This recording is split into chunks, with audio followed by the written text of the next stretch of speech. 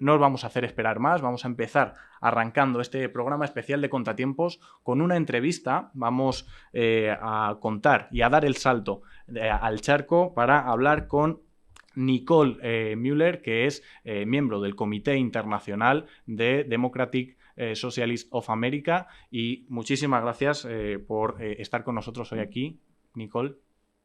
Hola David, muchas gracias por invitarme.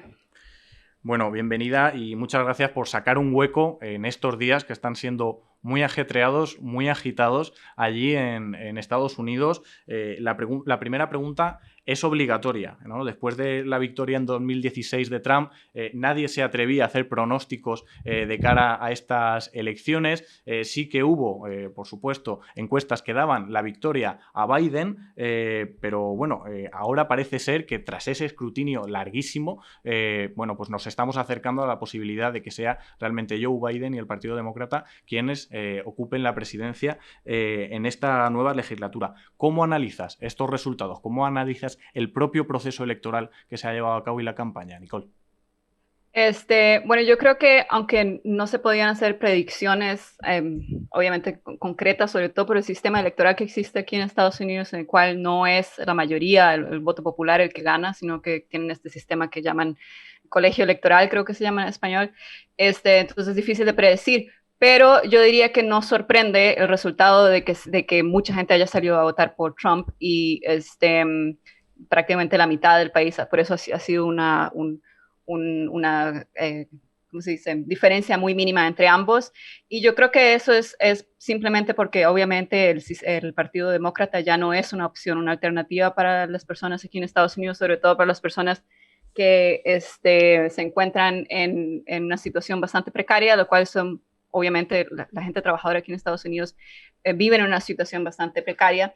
Entonces, por la falta de opción, por la falta de alternativa, por solo tener un sistema en donde dos partidos puedan competir, al parecer la única opción a la que le parece algún tipo de alternativa o distinto al establishment al que estamos acostumbrados, el sistema neoliberal, al parecer sigue siendo el Partido Republicano con su retórica racista y antimigrante. Y por lo tanto no sorprende. Yo vi en una de las estadísticas incluso que la mayoría de las personas que votaron por Biden, primero eran gente joven y segundo eran personas que votaban por él porque estaban votando en contra de Trump, no realmente porque tuviera él algún tipo de proyecto a presentar o algún tipo de esperanza a la cual la gente. Entonces la gente está votando en realidad contra Trump, no está votando porque realmente piensan que va a haber algún cambio. Y ahí es donde nosotros socialistas tenemos en realidad nuestro, nuestra meta va a ser crear la tercera alternativa y ser la alternativa que dé respuestas reales ante los problemas materiales que la gente está viviendo en este país. Estas elecciones se producen en un contexto de excepcionalidad, no únicamente por lo complejo que has comentado, ¿no?, que se vive ahora mismo en la sociedad civil norteamericana, una sociedad que dividida entre el plebiscito que se ha celebrado de Trump sí o Trump no, sino también en un contexto de pandemia mundial, donde bueno, pues, el coronavirus ha marcado también la agenda, la campaña electoral casi desde principios de año. ¿Ha afectado esto en las votaciones? ¿Creéis que ha afectado? ¿O crees, Nicole, sin embargo, que ha pasado desapercibido, que no ha penalizado a Trump esta gestión COVID? Yo siento que entre las personas que ya habían elegido a Trump no tuvo un efecto al parecer muy fuerte porque claramente Trump no ha tomado ningún tipo de iniciativa a nivel federal que dé una respuesta. Estamos a 8 meses más o menos de la pandemia y no hay ningún plan. Sin embargo, yo sí vi en una de las estadísticas que una de las razones por las cuales Biden había era elegido es por la, la esperanza tal vez de tener algún tipo de respuesta más correcta ante la crisis. Pero sin embargo, al parecer existe un nivel de negación bastante alto entre las personas que eligieron a Trump en cuanto a la pandemia, sobre todo porque él varias veces ha dicho, ha comentado, ha hecho comentarios sobre la pandemia que son completamente equivocados y ha prácticamente iniciado un proceso como si fuese una teoría de conspiración alrededor del tema de la pandemia. Sí. Otro de los elementos que han marcado, yo creo, esta campaña y esta legislatura han sido los movimientos populares. La Women March, el movimiento de Me Too por los derechos de las mujeres, el Black Lives Matter, la movilización de la juventud en contra de las armas. ¿Qué papel han jugado estos movimientos? ¿Qué han supuesto también para la sociedad norteamericana a día de hoy? Yo creo que sobre todo el movimiento de BLM, que es el de Black Lives Matter, ha tenido un poco más de influencia en sacar a las personas a votar.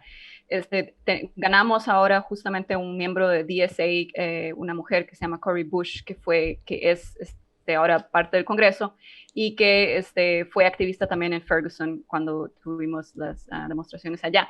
Entonces, yo creo que de cierta manera sí estos movimientos están ganando una plataforma, pero todavía yo tengo la sensación que están muy al inicio todavía de organizarse, de estructurarse. Todavía BLM a nivel nacional no tiene una estructura completamente formada y yo creo que también deben haber debates internos entre cuál debería ser la relación con el Partido Demócrata, ya que anteriormente muchos movimientos como este han sido prácticamente tragados por el Partido Demócrata y disueltos de tal forma que no se han llegado ¿cómo se dice?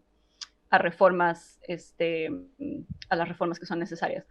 Ahora, en cuanto al Me Too, yo diría que el movimiento Me Too en la época, yo no estaba aquí en Estados Unidos cuando eso sucedió, pero al parecer tuvo una movilización bastante grande entre mujeres, sobre todo más del área que se identifican más liberales, ¿no? En cuanto a acoso sexual y abuso sexual. Ahora, yo si lo comparo con otros movimientos en Latinoamérica, sobre todo, por ejemplo, el movimiento feminista en Chile, encuentro que todavía está en un inicio, en un proceso de formación, todavía que no está completamente madurado, por lo tanto no veo que tuviera un efecto muy grande en la sociedad. A mí, desde mi perspectiva, sobre todo viendo que ambos candidatos habían sido acusados de acoso y abuso sexual.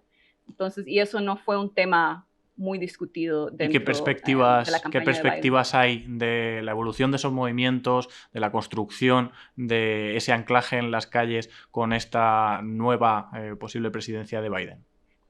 Yo creo que aquí el problema siempre en Estados Unidos es un poco cuál es la relación de estos movimientos hacia el liberalismo, ¿no? Muchos que son parte de estos movimientos se identifican con el Partido Demócrata, entonces ahí tiene que haber un proceso de diferenciación, yo creo, más fuerte en el cual se mantiene la independencia de los movimientos, sea quien sea que esté en la presidencia. Yo creo que eso es uno de los grandes problemas aquí en Estados Unidos. Nosotros como TSA tenemos una estrategia nuestra, es usar la plataforma del partido para promover nuestros propios candidatos, por ejemplo, pero al mismo tiempo estamos muy conscientes de que es necesario mantener una independencia del Partido Demócrata, porque claramente si nos envolvemos demasiado, perdemos nuestra independencia y prácticamente podríamos dejar de existir como una fuerza mayor.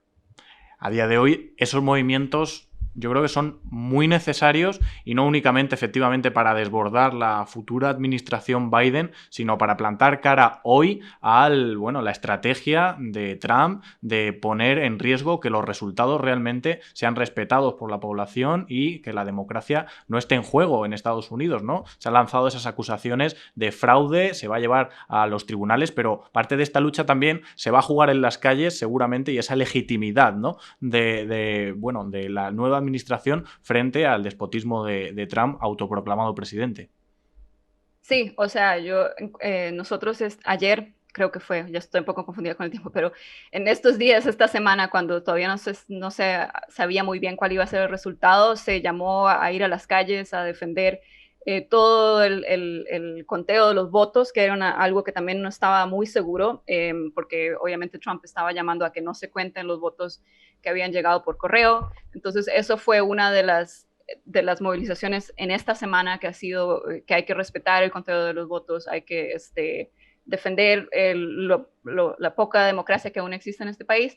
Y obviamente esto va anclado ante también una oposición yo diría, una oposición prácticamente cultural ante el resultado, porque aunque Biden gane, mucha gente salió a votar por Trump. Entonces, obviamente, tiene que existir un proceso en el cual, por ejemplo, la lucha antirracista sea una de las banderas más importantes en los próximos años para que ocurra realmente un proceso de cambio cultural dentro de la sociedad estadounidense, para que no siga ocurriendo que las milicias de derecha extrema o neofascistas sigan ganando plataforma.